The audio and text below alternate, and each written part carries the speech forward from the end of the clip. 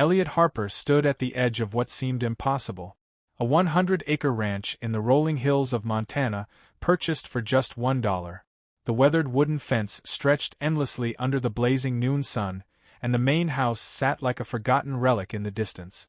But when he pushed open the creaking front door 3 hours later, he discovered the deal came with something the seller had failed to mention. Someone was already living there. The sound hit him first, soft footsteps upstairs, deliberate and cautious, as if someone was trying not to be heard. Elliot froze in the doorway, his hands still gripping the brass handle. The house was supposed to be empty. Amos Reed had sworn to it when they shook hands at the land office. "Nobody's been in that place for years," the man had said, his eyes flicking away. "You'll have it all to yourself." Yet there she was.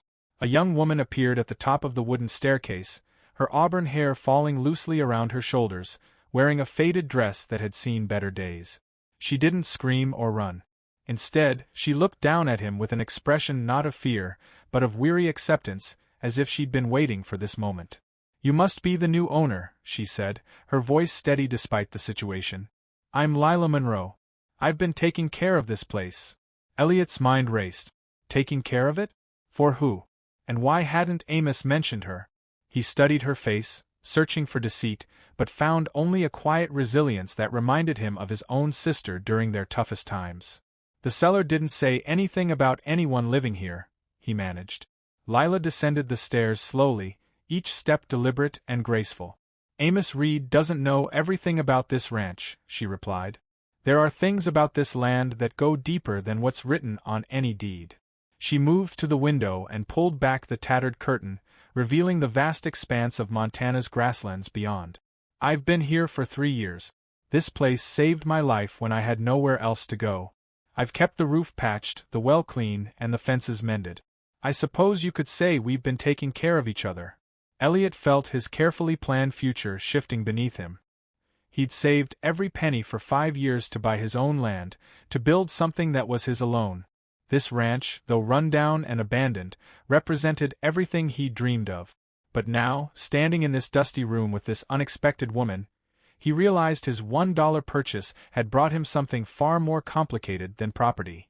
"Why did Reed sell it so cheap?" he asked, suspecting the answer would change everything. Lila turned from the window, and for the first time, he saw a flicker of fear cross her face. "Because," she said quietly, "he's not the only one who knows I'm here. And the others, they're not coming to make deals." Elliot set his worn leather satchel on the wooden table, his mind spinning with questions that demanded answers. The afternoon light filtering through the dusty windows cast long shadows across Lila's face, and he could see the weight of secrets pressing down on her shoulders. "Who's coming for you?" he asked, keeping his voice steady despite the growing tension in his chest. Lila moved away from the window, her hands clasped tightly in front of her. "Men who believe I took something that belongs to them," she said. "Something valuable enough that they've been hunting me for 3 years. "Did you take it?" Elliot asked. She met his eyes directly, and he saw no deception there. "I took something, yes, but it belonged to me long before they ever laid claim to it." Her voice carried a pain that spoke of old wounds. "My father's silver claim. He died in a mining accident. And these men showed up with forged papers saying he owed them everything. They took our house, our land, everything we had." Elliot studied her face, recognizing the look of someone who'd been pushed beyond their breaking point. He'd seen it in his own mirror during the worst years after his brother died. "So, you took back what was yours?" Lila nodded. "I took the original deed and the survey maps proving our claim was legitimate," she said. "Documents that would destroy their operation if they ever saw the inside of a courthouse." She laughed bitterly. "But getting to a courthouse alive is the challenge." The sound of hoofbeats in the distance made them both freeze. Lila rushed to the window, pulling the curtain aside just enough to peer out. Elliot joined her, and together they watched 3 riders approaching along the main trail. Still too far to make out clearly, but close enough to know they meant business. "Is that them?" Elliot whispered. Lila shook her head. "No," she said, studying the riders more carefully. "That's strange. Those horses are moving too fast for casual travelers, but too slow for urgency.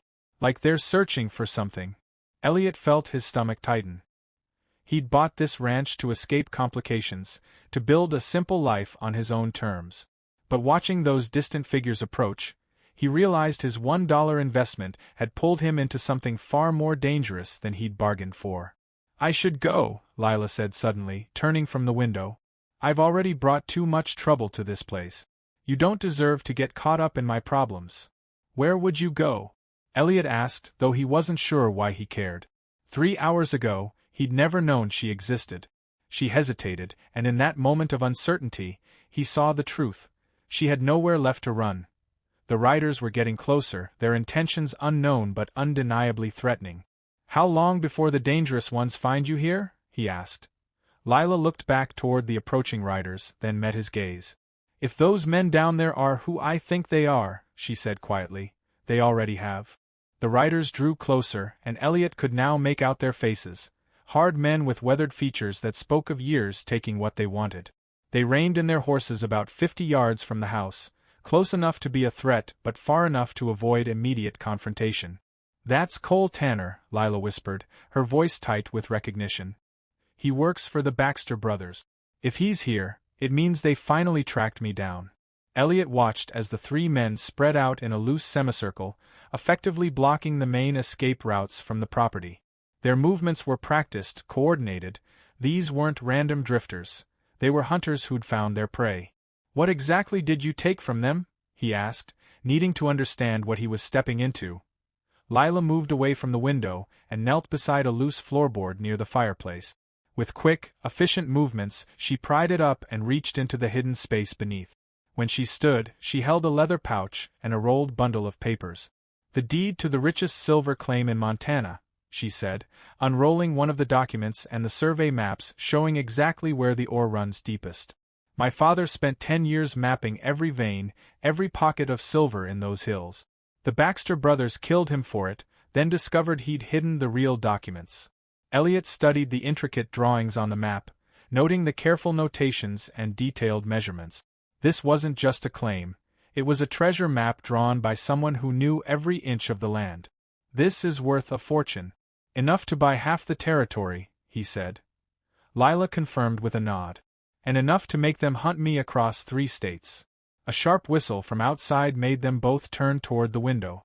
Cole Tanner had dismounted and was walking slowly toward the house, his hand resting casually on his gun belt. His companions remained mounted, watching the surrounding area for any signs of movement. "Lila Monroe," Tanner called out, his voice carrying clearly across the yard. "We know you're in there. Time to settle this like civilized people." Elliot felt his pulse quicken. 3 years of blacksmithing had given him strong hands and a steady nerve, but he'd never faced men like these. Still, looking at Lila's pale face, he realized he couldn't just hand her over. "There's a back way out," she whispered urgently. "Through the kitchen and down to the creek. You could slip away while they're focused on the front of the house." "What about you?" he asked. She smiled sadly. "I'm tired of running. Maybe it's time to face them." Elliot stared at her, recognizing the resignation in her voice. She was ready to sacrifice herself to spare him the mess his $1 purchase had created. But as Tanner's footsteps approached the front porch, echoing like a countdown, Elliot made a decision that surprised even himself. "No," he said firmly, moving to the window. "This is my property now, and I don't recall inviting anyone onto it." Tanner stopped at the base of the porch steps, looking up at the house with a cold smile that promised violence. Elliot stepped onto the front porch, making sure Tanner could see him clearly. The afternoon sun cast his shadow long across the weathered boards, and he kept his voice steady despite the hammering of his heart. "This is private property," he called out. "You and your friends need to move along." Tanner's smile widened, but there was no warmth in it. "Well, now, looks like the little lady found herself a protector." He took another step closer, his spurs jangling with each movement. "Thing is, friend, we're not here for trouble with you.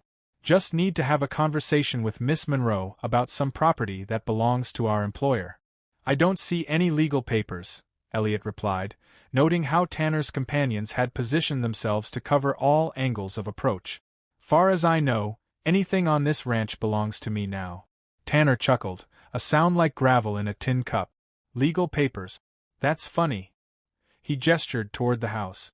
See, the way we figure it, Miss Monroe has been squatting on this land for years, probably going through anything of value left behind by the previous owners.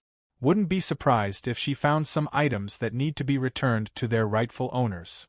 Inside the house, Elliot could hear Lila moving quietly, hopefully hiding the documents somewhere safer. He needed to buy her time. But Tanner was clearly growing impatient with the conversation.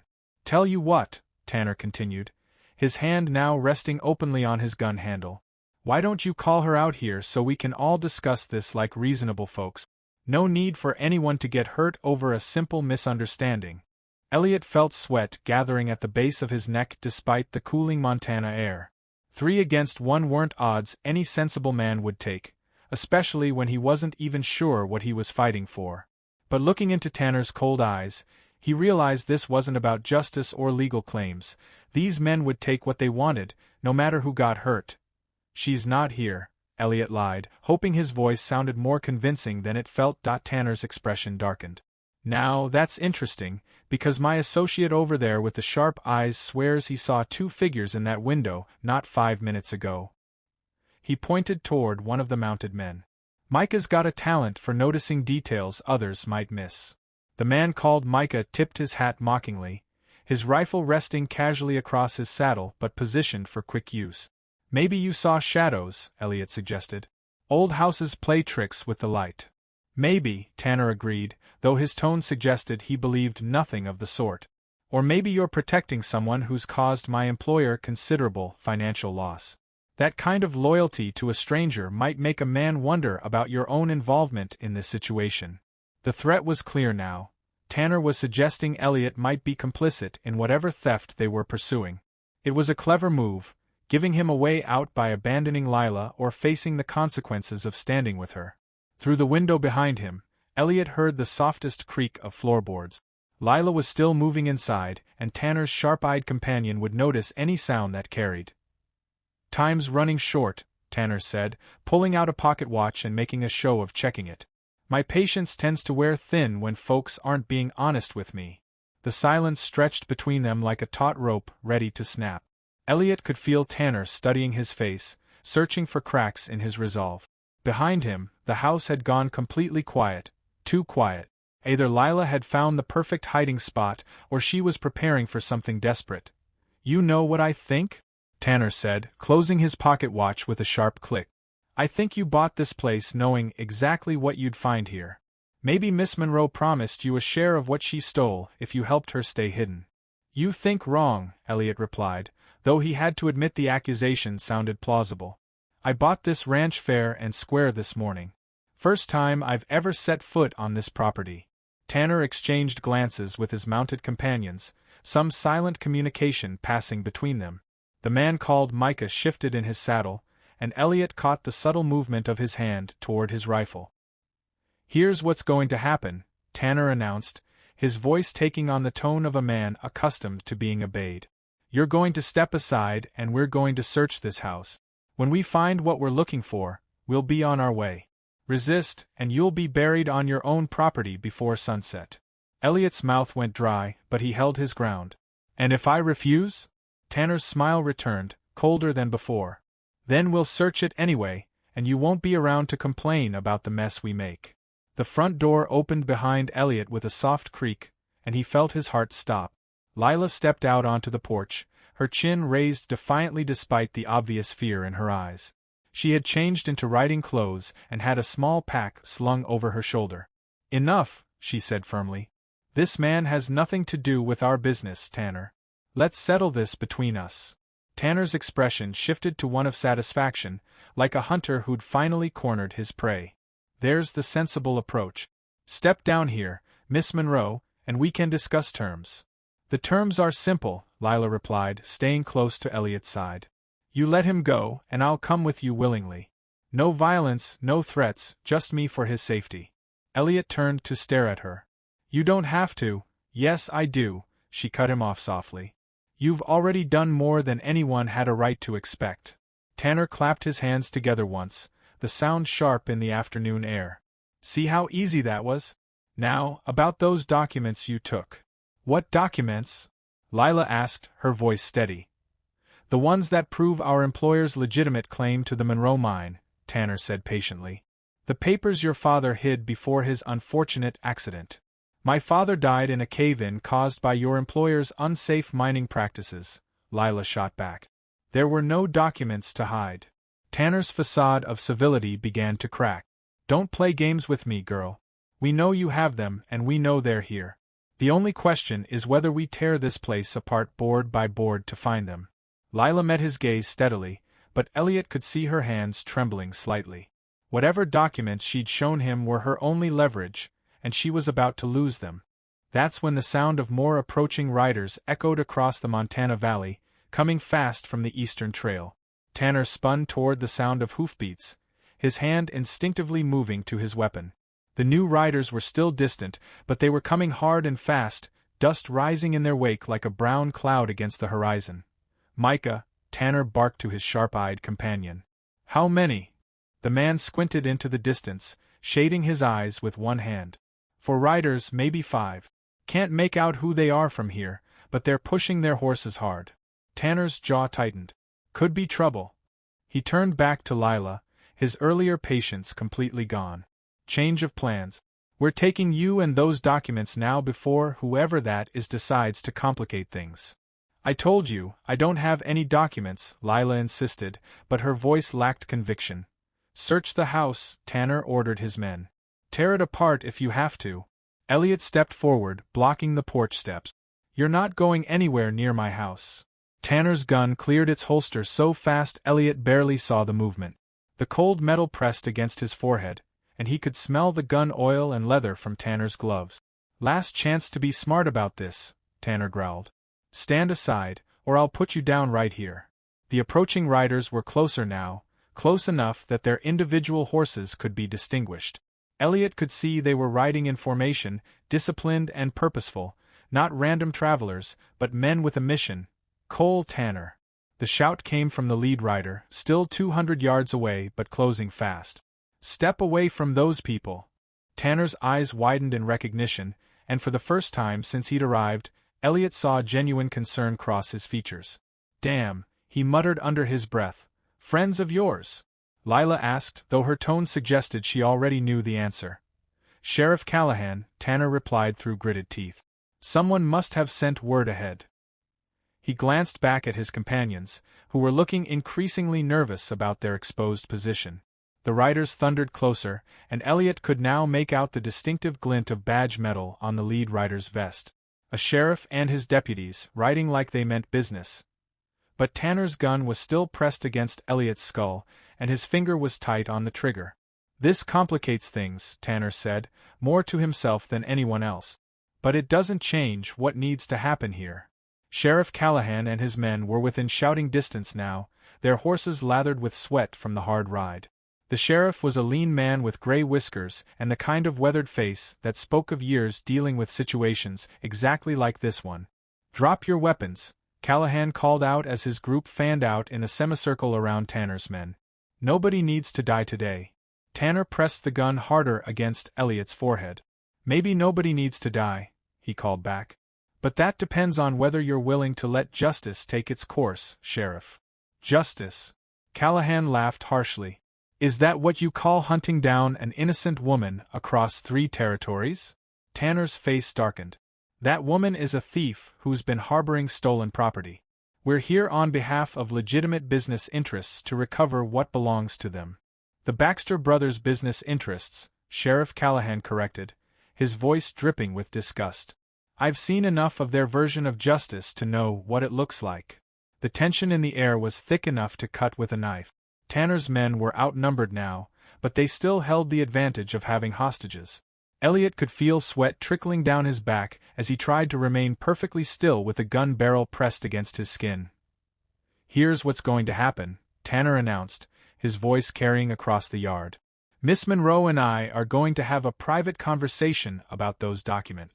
Anyone who interferes will watch this brave property owner pay the price. Sheriff Callahan held up one hand, signaling his deputies to hold their positions. The standoff stretched taut like a wire about to snap, everyone waiting for someone else to make the first move that would determine who lived and who died.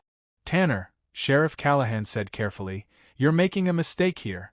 The Baxter brothers don't own this territory, and they sure don't own me." "Maybe not," Tanner replied, never taking his eyes off Callahan while keeping the gun pressed firmly against Elliot's head. "But they own enough judges and politicians to make your life very difficult if you interfere with legitimate business." Lila stepped forward slightly, drawing Tanner's attention. "Stop this," she said firmly. "You want the documents? Fine. They're hidden under the loose floorboard by the fireplace, wrapped in oiled cloth." Elliot felt his heart sink. She was giving up the only leverage she had, throwing away 3 years of careful hiding to save a man she'd met hours ago. Tanner's eyes lit up with triumph, but he didn't lower his weapon. "Micah, get in there and find them. And be careful, Miss Monroe has proven herself quite creative when it comes to hiding things." The sharp-eyed rider dismounted and moved toward the porch, but Sheriff Callahan's voice stopped him cold. "I wouldn't do that if I were you, Micah," Callahan called out. "See, I've got a warrant here for Cole Tanner's arrest on charges of murder, robbery, and conspiracy. Anyone who helps him is looking at being an accessory after the fact." Micah froze on the bottom step, looking back at Tanner uncertainly. "You didn't say nothing about murder charges, Cole." "Shut up and get those papers," Tanner snarled, but Elliot could hear the edge of panic creeping into his voice. "The murder of Samuel Monroe," Sheriff Callahan continued, his voice carrying clearly across the yard. "Lila's father. Seems we found a witness who saw you and the Baxter brothers rig that mine cave-in. Man's been hiding in fear for 3 years, but he finally decided to come forward." The revelation hit like a thunderclap. Lila gasped, her hand flying to her mouth. "Someone saw what happened to my father?" "Old Jim Carver," Callahan confirmed. "He was working a claim upstream when he saw Tanner and 2 other men tampering with the support beams in your father's mine. Says they knew exactly when Samuel would be going down for his afternoon check." Tanner's face had gone pale, but his grip on the gun remained steady. "That drunk's testimony won't hold up in any court." "Maybe not," Callahan agreed. "But combined with those documents Miss Monroe has been protecting, the ones that prove her father's legitimate claim to the mine, it's enough to hang all 3 of you." Elliot felt the gun barrel tremble slightly against his skin. Tanner was realizing that killing witnesses wasn't going to solve his problem anymore, not with a sheriff and 4 deputies watching every move. "Micah," Tanner barked. "I said, get those papers." But Micah was already backing away from the porch, his hands raised peacefully. "Sorry, Cole, but I didn't sign up for a hanging offense. I'm done." The third rider, a younger man who'd been silent until now, suddenly spurred his horse and bolted toward the treeline, apparently deciding that retreat was the better part of valor. Tanner found himself suddenly alone, outnumbered, and facing charges that would see him dancing at the end of a rope. His breathing became rapid and shallow, the kind of panic that made desperate men do dangerous things. "This isn't over," he whispered, more to himself than anyone else. Then, louder, "Even if you take me in, the Baxter brothers will never stop hunting her. Those documents are worth too much." "Maybe," Sheriff Callahan said, slowly dismounting and taking a step closer. "But that's tomorrow's problem. Today's problem is you putting down that gun before someone gets hurt." Tanner's hand began to shake visibly, and Elliot realized with growing horror that the man was about to make a choice that would get them all killed. With a wild snarl, Tanner shoved Elliot away and swung his gun toward Sheriff Callahan, but the sudden movement threw off his balance. Elliot stumbled but managed to dive sideways off the porch as the first shot rang out. Callahan's deputies moved with practiced precision. 2 shots answered Tanner's wild fire, and the outlaw crumpled to the ground, his weapon spinning uselessly in the dirt. The entire confrontation was over in seconds, leaving only the echo of gunfire and the smell of powder smoke hanging in the afternoon air. "Is everyone all right?" Callahan called out, keeping his weapon trained on Tanner's motionless form. Elliot picked himself up from behind a wooden crate, checking for injuries and finding only bruised ribs. Lila rushed down from the porch, her face pale but determined. "I'm fine," she said, then looked down at Tanner. "Is he dead?" One of the deputies confirmed after checking for a pulse. "Caught him square in the chest." Sheriff Callahan holstered his weapon and turned to Lila with an expression of genuine sympathy. "Miss Monroe, I'm sorry it took so long to get justice for your father. If you're willing to testify about those documents and what happened to your family, we can finally put the Baxter brothers where they belong." Lila nodded, wiping tears from her eyes. "I've been waiting 3 years to tell someone who would listen." She glanced at Elliot. "The documents are in the house, everything my father recorded about the mine, including proof that the Baxter brothers forged the papers claiming ownership." 2 hours later, after statements had been given and evidence collected, Sheriff Callahan and his men rode away with Tanner's body and a promise to return within the week to escort Lila to the territorial courthouse. The sun was setting behind the Montana mountains, painting the sky in shades of orange and purple. Elliot and Lila stood on the porch, watching the dust settle from the departing riders. The silence between them was comfortable now, no longer filled with secrets and threats. "So," Elliot said finally, "I suppose you'll be leaving once this is all settled." Lila turned to look at him, a small smile playing at the corners of her mouth. "Where would I go? I've been taking care of this place for 3 years. Seems like a waste to abandon it now."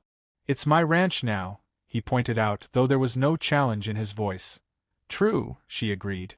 "But you bought it for $1, and it came with someone to help run it." She gestured toward the rolling grassland beyond the house. "This place is big enough for 2 people who don't mind working hard." Elliot considered this, thinking about the lonely years he'd spent saving for his own land, dreaming of building something that would last. He'd imagined doing it alone, but standing here with Lila, watching the last light fade over their shared horizon, he realized some things were better built together. "Partners?" he asked, extending his hand. "Partners," she agreed, shaking it firmly. As the first stars appeared overhead, they walked back into the house together, ready to start building the life that a $1 ranch and a chance encounter had made possible.